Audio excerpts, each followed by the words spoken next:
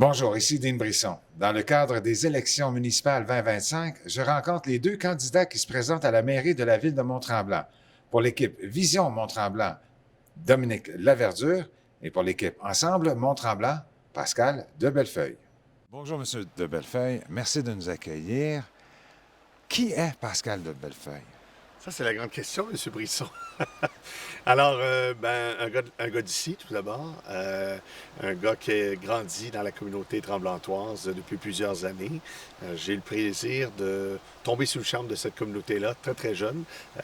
On le sait, à l'âge de 11 ans, on s'occupait avec les Chevaliers de Colombe et les scouts des Guignolets de la grande région de Mont-Tremblant. Alors, on a tombé sous le charme du patrimoine, des organisations caritatives et communautaires.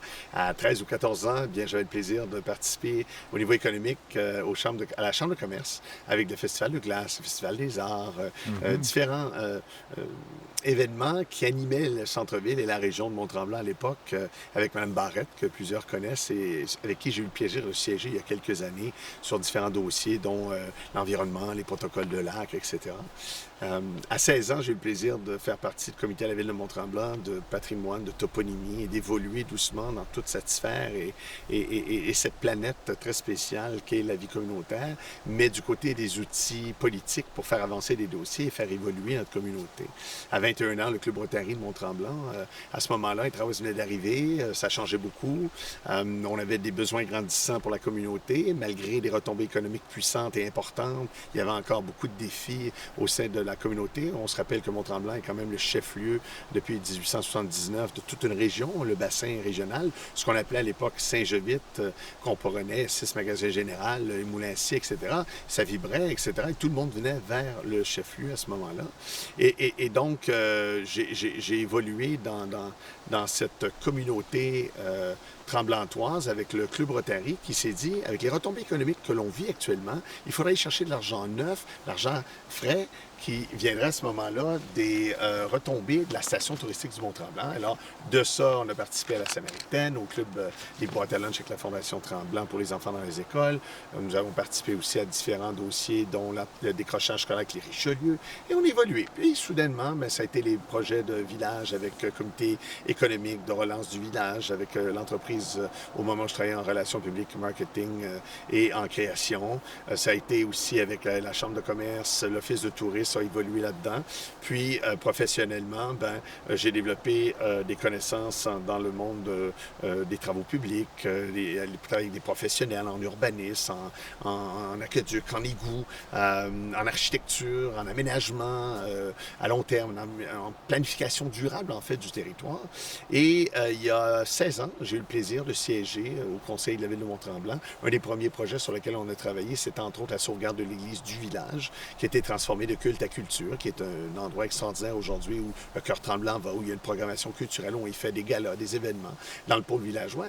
Et c'est dans cette même année-là qu'on avait mis en place les arts et la ville, la vision de village orienté sur les arts, la culture, lié par le parc linéaire, par le ski de fond, la raquette, la marche, le vélo, une destination famille en fait, où la culture et les loisirs se jumelaient, où la gare était mise en valeur, où l'église était mise en valeur, avec une vision qui avait été établie par des rencontres citoyennes et des rencontres des différents organismes économiques et communautaires.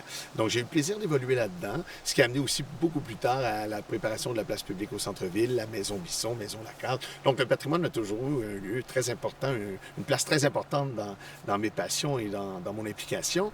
Et à ce moment-là, à travers les années aussi à la municipalité, on a évolué dans la gestion de l'association de villégiature, le tourisme, événements sportifs, le culturel, les grands événements de déploiement qui créent en fait une économie pour la région du Grand Mont-Tremblant et qui nous permettent d'avoir des créations d'emplois et nous permettent d'aller chercher une assiette fiscale intéressante qui peut nous permettre, entre autres, à l'époque, la mise en place de la piscine semi-olympique, des terrains de football et des infrastructures de basketball, de tennis extérieur et bien d'autres choses qui, aujourd'hui, sont un avantage extraordinaire pour notre population locale. Alors, cette cohabitation entre la villégiature, le tourisme et une population locale qui, ensemble, permettent d'avoir un mode de vie extraordinaire pour nos gens de la région ici à Mont-Tremblant. Et donc, j'ai terminé ce mandat-là. J'ai repris avec la Chambre de commerce et les offices de tourisme. Et à ce moment-là, nous avions quand même fait la transition avec, on parlait des protocoles des lacs au niveau environnemental, la réserve naturelle sur la rivière de la Diable et des dossiers dont la protection du plage Gétonis étaient encore dans les cartons sur lesquels j'ai travaillé. Puis ensuite, à Tourisme et à la Chambre de commerce, on a travaillé entre autres le bureau régional qui a été repositionné au pied de la montagne et un nombre de projets, traversées, maison de la traversée et autres projets caritatifs ou communautaires qui aident dans le fond à la qualité de vie de l'ensemble de nos citoyens et citoyennes. C'est-tu au secondaire, plus jeune, que la piqûre politique vous prend? Est-ce que vous étiez sur un comité étudiant quelconque à l'époque? Alors, je dirais que c'est pas la piqûre politique, M. Brisson, c'est plutôt la piqûre de la communauté et du bien-être et de faire évoluer les choses. Hein. Dans notre famille, on a toujours appris à utiliser nos connaissances et nos talents et nos capacités pour les redonner, les partager. Et je pense que depuis très jeune, c'est ce qui est l'essence, qui est la flamme intérieure qui mène tout ça à bien. Et un jour, oui, le communautaire est devenu politique, c'est-à-dire qu'on m'a dit, Pascal, viens du côté décisionnel pour aider à réaliser des projets et être assis à la chaise avec des partenaires, avec 7 autres personnes, le maire, les fonctionnaires, pour pouvoir faire avancer des dossiers pour le bien-être de la communauté. Donc, c'est pas la politique en tant que telle, c'est la communauté qui m'a amené à prendre des responsabilités dans le monde public.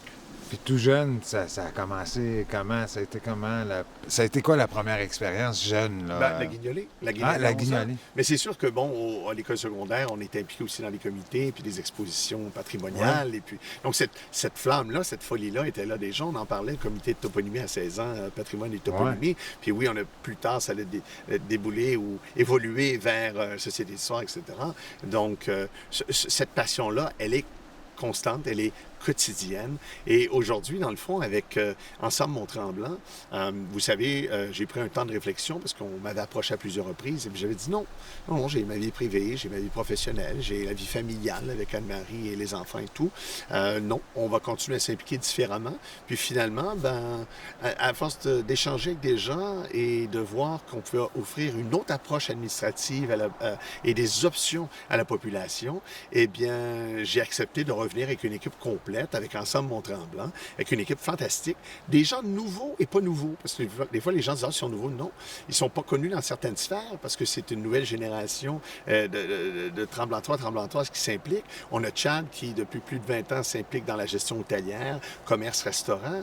On a Karen qui connaît très bien la qualité de l'eau par son métier de formatrice en sauvegarde dans les eaux avec les sauveteurs, qui aussi donne des cours d'Ario avec les personnes âgées, dans l'eau toujours. Karen est une femme d'affaires. Karen a participé 8 ans au comité de quartier et est à même de comprendre tous les enjeux du pôle villageois. C'est une mère, c'est une femme d'affaires. On a aussi Élise, qui est une jeune maman aussi, alors avec aussi une gestion de boutique, commerce, inventaire, avec aussi communication, relations publiques.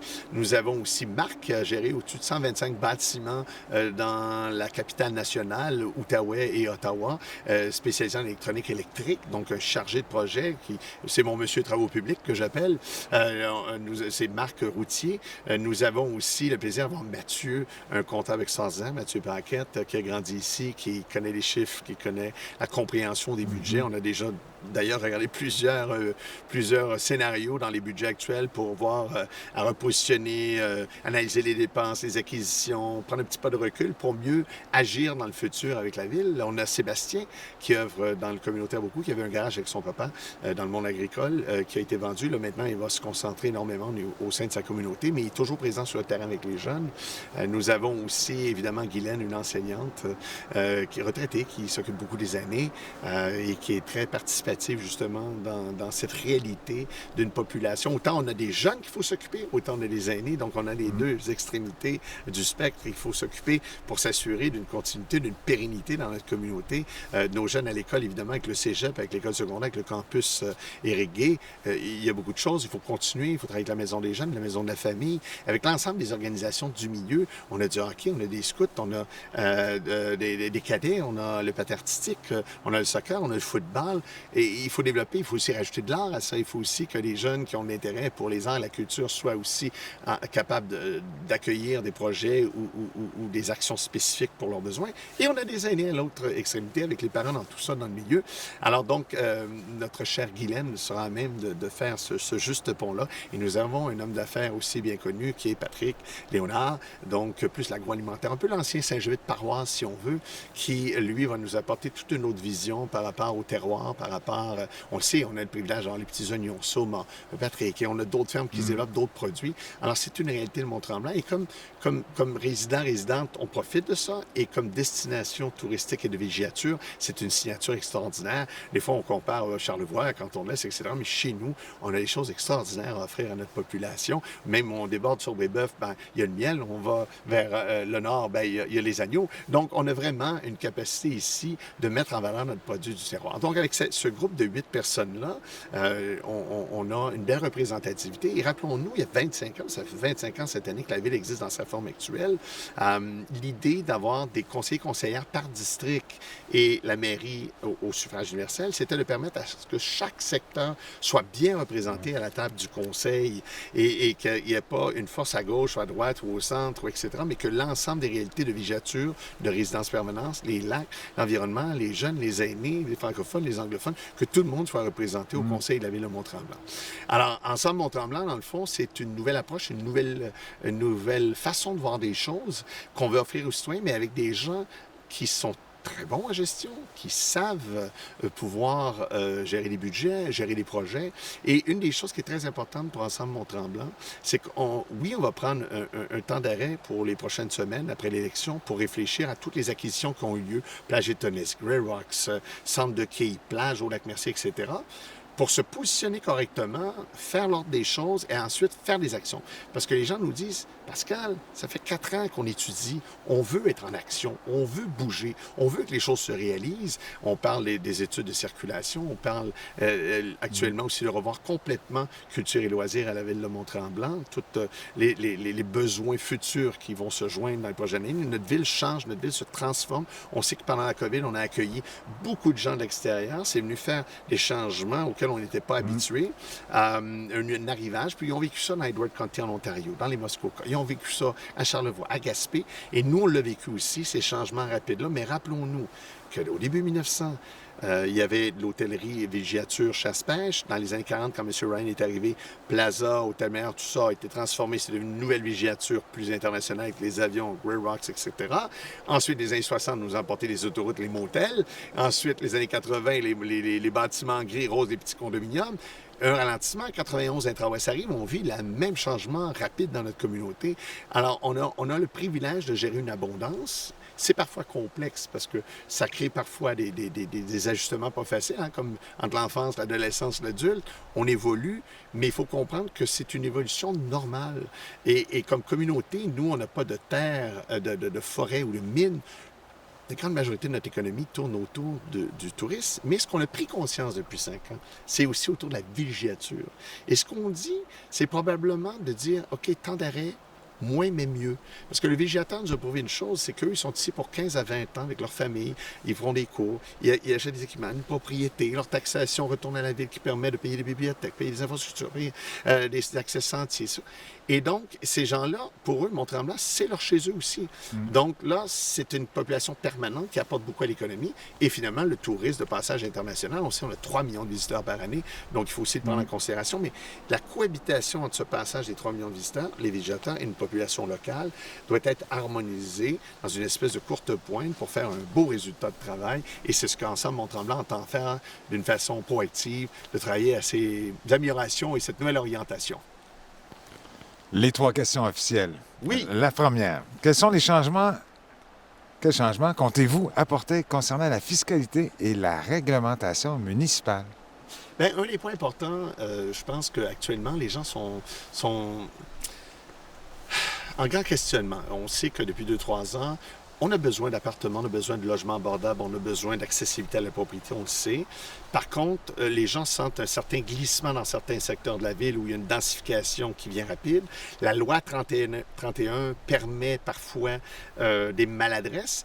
l'outil est pour faire des bonnes choses, c'est-à-dire créer du logement, mais si l'outil n'est pas bien utilisé, on le sait, l'Ordre des urbanistes du Québec l'a bien souligné, que la loi 31 n'est pas dans une vision de l'urbanisme moderne. C'est une loi qui permet un dézonage rapide pour être agile, mais elle peut créer des problématiques. On l'a vu à Longueuil, où on a dézoné des quartiers résidentiels pour faire des sixplex, huitplex, etc. La cohabitation, les gens ont dû quitter. Bon. Alors, nous sommes pour une accessibilité au logement, mais pas n'importe comment, pas n'importe quel prix et pas n'importe où. Donc, il y a une réflexion à faire. Ça fait 4 ans qu'on parle d'un nouveau plan d'urbanisme. Une des premières choses à faire, c'est de remettre à l'ordre ce fameux plan d'urbanisme. Mais ce plan d'urbanisme-là est beaucoup plus large. C'est-à-dire qu'il faut revoir aussi notre façon de voir les routes, comme on fait nos chemins. On ne peut pas penser comme une ville de banlieue ou une ville urbaine. On doit inventer notre modèle Mont-Tremblant dans ce nouveau plan d'urbanisme-là pour respecter la topographie du terrain, nos montagnes, nos accès, nos cours d'eau, etc. Il faut être conscient que cet environnement-là est super important, la nature, le bassin versant, et donc il faut développer d'une façon intelligente, moins mais mieux.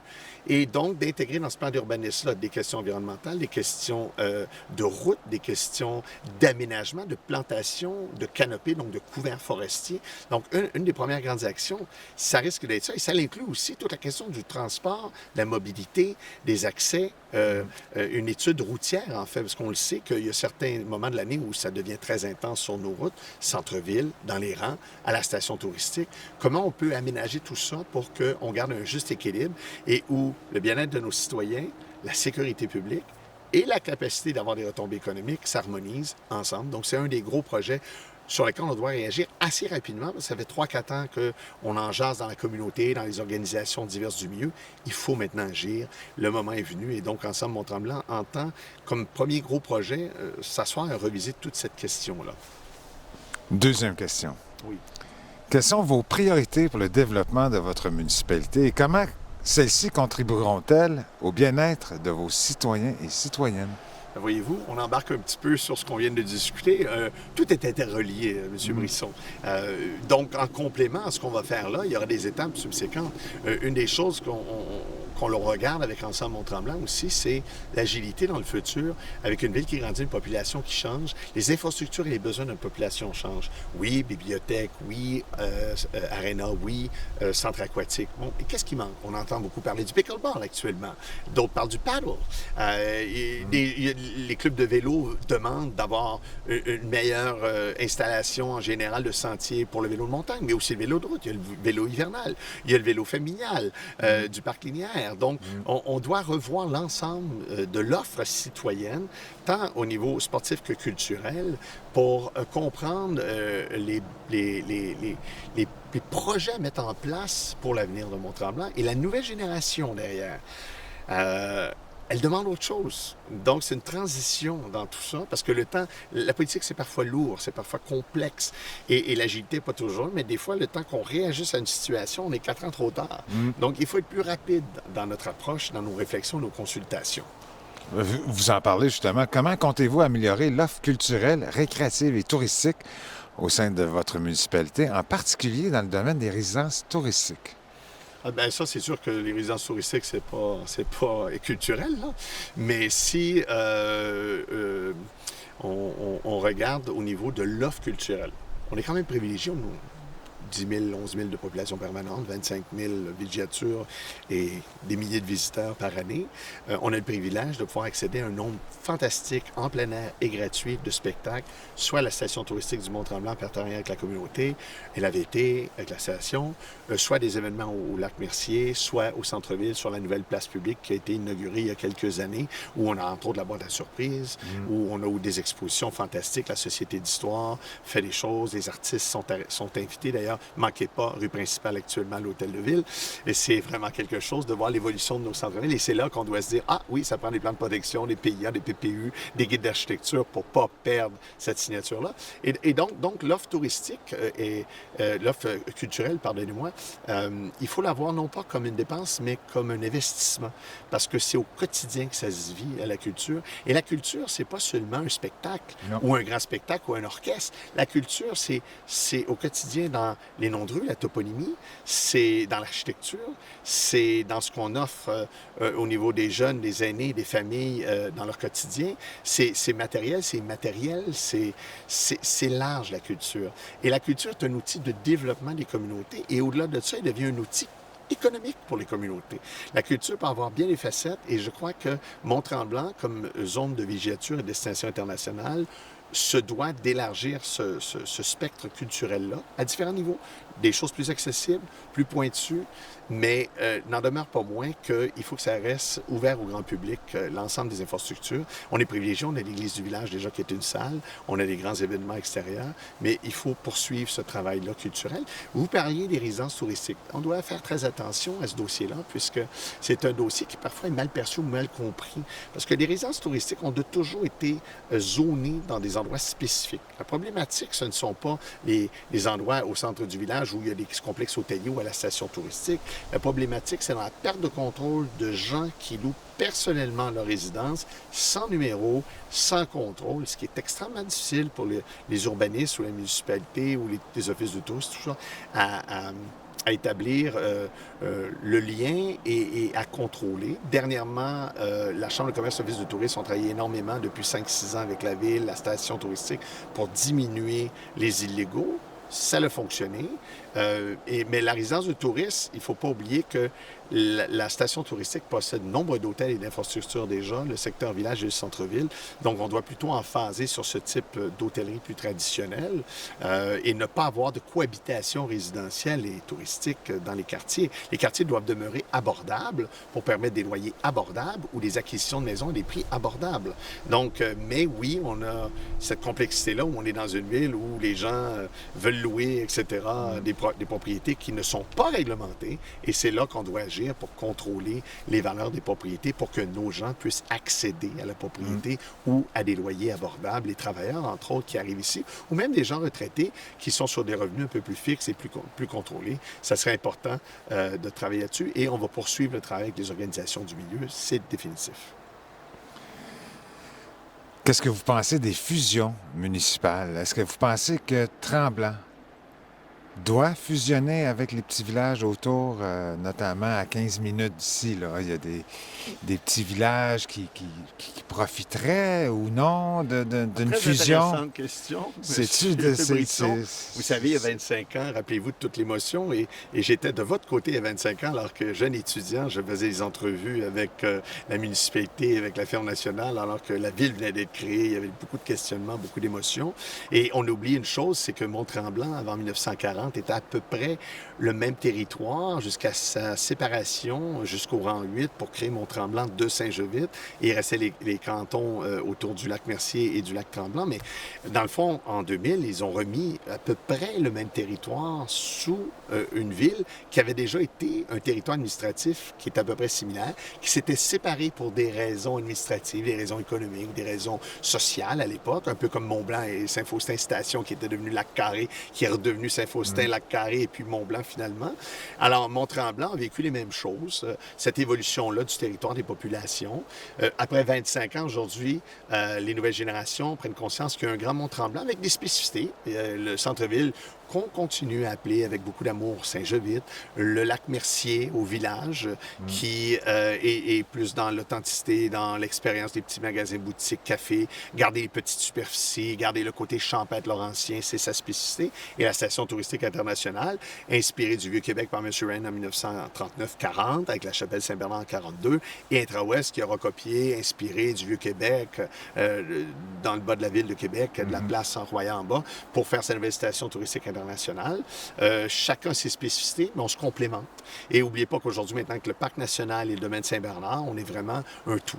Prenons conscience que notre porte d'entrée du sud, c'est bien Mont-Blanc, que pour aller au côté nord, c'est Lac-Supérieur, que juste au nord, on a un magnifique territoire agricole qui est la Conception. Nous avons Labelle, la Minerve, nous avons Brébeuf, Château-Bleuet, comme on appelait à l'époque. Nous avons aussi Saint-Rémy, Huberdeau, Arundel. Et on remonte, il y a plein de petites municipalités qui, au jour le jour, au quotidien, sont soit en interaction pour les écoles, les institutions, les services publics, avec aussi le travail aussi. Et il y aura toujours un lien.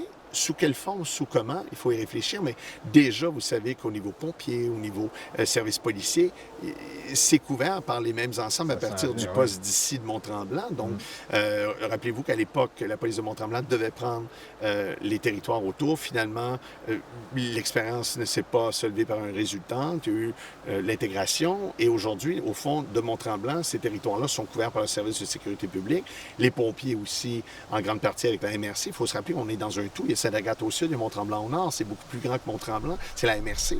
Et rappelons-nous que nous avons comme ville-centre des devoirs, des responsabilités avec l'ensemble de nos villes limitrophes.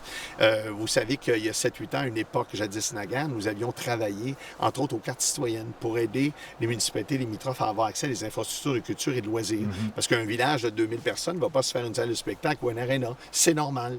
Nous, comme ville-centre, on peut le faire, mais il faut aussi qu'il y ait un échange et dans les coûts d'opération, parce que ce n'est pas non plus à la population de la ville en tant que telle de prendre l'ensemble de la charge. Donc, il y avait des partenariats établis avec des budgets, des quotes-parts, au fond, que les municipalités donnaient à la ville-centre qui était à Mont-Tremblant en échange d'accès à des cartes pour accéder à certaines infrastructures culturelles et sportives.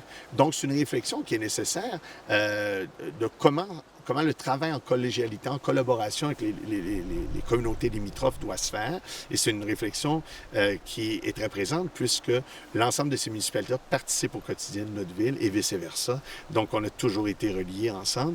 Par contre, sous quelle forme, etc., c'est sûrement pas aujourd'hui qu'on va pouvoir trouver la solution, mais nous sommes conscients que cette grande famille-là fait partie du territoire et de l'ensemble des échanges entre nous et eux au niveau des services, au niveau de l'éducation et tout. La TVCL a dû déménager vu à la reprise du local où nous étions par la ville de Mont-Tremblant pour en faire une rénovation complète, mais aussi peut-être une nouvelle mission. Est-ce que la TVCL sera dans vos plans de revenir à la ville de Mont-Tremblant dans un local de la ville, disons? Très intéressant. Êtes-vous enregistré au lobbyisme, M. Brisson? Alors, tout à l'heure, on parlait de la vision culturelle. Hein? Alors, lorsque la télévision communautaire Laurentide-Lanaudière a été déménagée dans le Félix-Calvé, ainsi que la Société d'histoire avec la bibliothèque, le centre d'archives avec les collections Drouin, l'idée à l'époque était de vous intégrer dans la vision globale du pôle villageois, culture, avec l'église, avec les galeries d'art, etc. On va laisser à l'histoire juger les 4 dernières années d'administration. On n'est pas là pour regarder le passé, nous on regarde vers l'avenir. Mais définitivement, les médias régionaux sont très importants. On parle de la globalisation du marché, on lit plus les journaux. C'est faux. On regarde ici l'Information du Nord, le Tremblant Express, la TVCL, ou même Nous Télé à Sainte-Adèle, qui aussi couvre le territoire. Ce sont des médias, SIM, CFLO, ce sont des médias régionaux encore grandement écoutés, suivis et qui permettent de donner une nouvelle aux gens directement de leur, le miroir de leur vie quotidienne.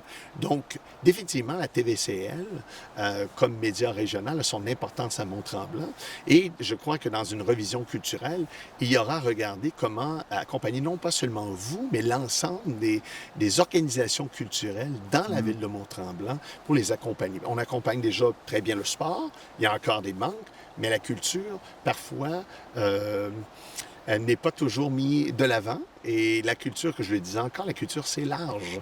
Donc, le hockey, c'est une forme de culture. C'est la culture québécoise. C'est dans notre culture. C'est dans notre culture. Alors, la culture, c'est très large et d'avoir des médias régionaux et des gens de communication régionaux, ça doit être respecté, ça doit être mis en valeur, puis ça permet à notre population. Vous êtes un lien dans l'ensemble de notre communauté. Et donc, c'est une réflexion de vous inscrire dans une nouvelle réflexion sur la nouvelle approche culturelle de la ville de Mont-Tremblant. C'est une conclusion maintenant que je vous laisse faire à votre guise. Est-ce qu'il y a quelque chose que vous aimeriez dire, que vous n'avez pas couvert jusqu'à présent, aux citoyens et citoyennes de Mont-Tremblant? Ben, en fait, on va être là pour vous, les citoyens et citoyennes de Mont-Tremblant. On veut s'assurer de la pérennité de cette ville extraordinaire. On veut redonner à cette ville le lien entre les citoyens et citoyennes, la fonction publique, les élus, tout le monde ensemble, pour que nous puissions ensemble prendre des décisions pour l'avenir de Mont-Tremblant et la pérennité de Mont-Tremblant. On veut être à l'écoute, mais on veut aussi entendre et on veut agir. C'est ce qui est très important. On veut agir. Agir rapidement, évidemment d'une façon intelligente, d'une façon posée, respectant les budgets, respectant la taxation, parce qu'il y a aussi une limite à la capacité de taxation. Revoir l'ensemble des infrastructures actuelles, s'assurer d'un tableau de contrôle, de maintien, avant de recommencer à faire de nouvelles choses, avant de faire de nouveaux parcs, avant de faire de nouvelles infrastructures, commencer à regarder ce qu'on a, d'établir ce tableau. Et la priorité aussi, évidemment, tout ça dans un respect de l'ensemble du bassin versant. On a le privilège d'être sur la rivière de la Diable en ce moment. Cette rivière-là, elle a vu les Premières Nations, elle a vu les premiers colons arriver avec la drave, elle a vu ensuite de ça l'évolution d'une région avec les fermes, ensuite la villégiature avec les canots, les kayaks, aujourd'hui les planches sup, avec parfois les gonflables aussi l'été. Cette rivière-là, c'est aussi celle qui rejoint l'ensemble des lacs, depuis le parc national jusqu'à sa sortie, l'autre côté du pont Prud'homme à Brébeuf. Elle est la colonne vertébrale de notre ville. Rappelons-nous que les plans d'eau, le ruisseau Clair, le ruisseau Noir, l'ensemble des lacs de la municipalité sont notre richesse et qu'il y aura une importance à mettre dans cette réflexion-là sur l'environnement et comment l'être humain vit à l'intérieur de cet environnement-là que nous avons choisi, qui nous entoure et qui nous permet d'être Mont-Tremblant tel que nous le connaissons aujourd'hui. Monsieur de Bellefeuille, merci et bonne chance. Merci.